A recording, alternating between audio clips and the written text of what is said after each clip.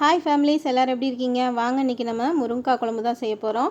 முருங்கைக்காய் சீசனாக இருக்கும்போது நீங்கள் இந்த மாதிரி செஞ்சு கொடுங்க, எல்லாருமே விரும்பி சாப்பிடுவாங்க.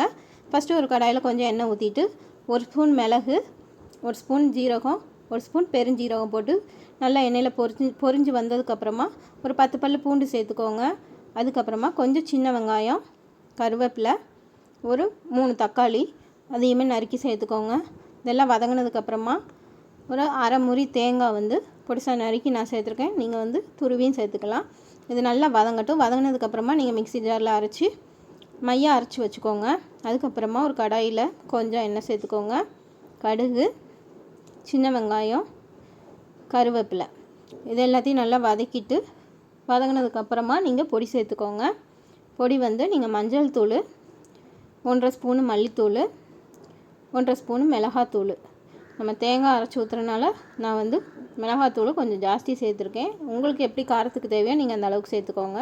இதெல்லாம் வதங்கினதுக்கப்புறமா நம்ம நறுக்கி வச்சுருக்கிற முருங்கைக்காவை போட்டு நல்லா ஒரு கலரி நம்ம அரைச்சி வச்சுருக்கிற தேங்காய் விழுது அந்த இது வதக்கி அரைச்சோம் இல்லைங்களா, அதையும் சேர்த்து தண்ணி சேர்த்து உப்பு சேர்த்துக்கோங்க.